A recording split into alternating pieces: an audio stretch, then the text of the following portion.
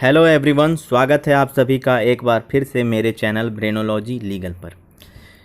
Biology के इस भाग में हम बात करेंगे डाइजेस्टिव सिस्टम यानी पाचन तंत्र के बारे में।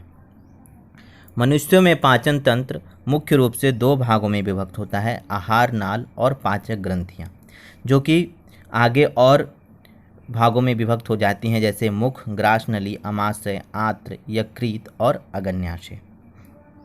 मनुष्यों में पाचन 5 प्रक्रम में संपन्न होता है, जिनमें अंतर्ग्रहण, पाचन, अवशोषण, स्वांगीकरण और मल उत्सर्जन शामिल है।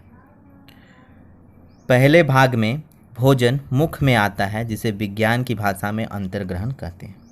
मनुष्यों में पाचन क्रिया का आरंभ मुख से होता है। मुख में लाला ग्रंथि होती है, जिससे लार निकलती है, जो भोजन को अम्लीय रूप प्रदान करती है। मुख्य में 2 अन्य एंजाइम्स टाइलिन और लाइसोजाइम निकलते हैं, जो क्रमशः मंड का पाचन यानी शर्करा का पाचन करते हैं और जीवाणुओं को नष्ट करते हैं। यह भोजन का दूसरा प्रक्रम होता है या दूसरा चरण होता है। मुख्य के बाद भोजन ग्रास नली से होते हुए अमाशय में आता है। ग्रास नली में किसी प्रकार का पाचन तो नहीं होता, बल्कि मुख और अमाशय को ये जोड़ने का काम करती है। अमाशय में भोजन का वास्तविक रूप से पाचन होता है। यहाँ भी पाचन का माध्यम अम्लीय ही होता है। अमाशय से जठर रस निकलते हैं, जिनमें विभिन्न पदार्थों को पचाने के लिए एंजाइम्स होते हैं, जैसे पेप्सिन प्रोटीन का पाचन करता है, रेनिन दूध के केसीन का, लाइपेज वसा का, एमाइलेज स्टार्च का पाचन करता है। इसके बाद भोजन अमाशय के बाद क्षुद्र आंत्र में पहुंच जाता है, जहां भोजन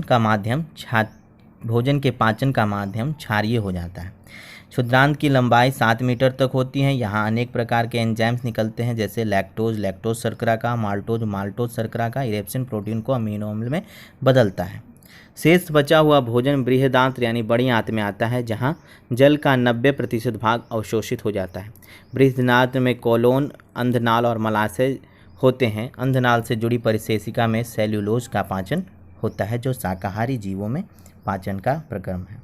अंत में पाचन क्रिया के बाद जो अपशिष्ट पदार्थ बनते हैं, वो मल के रूप में अब उत्सर्जित कर दी जाती है। यह मल उत्सर्जन अंतिम भाग होता है। विशेष के लिए हमारे चैनल को सब्सक्राइब कीजिए। आज के लिए इतना ही। धन्यवाद।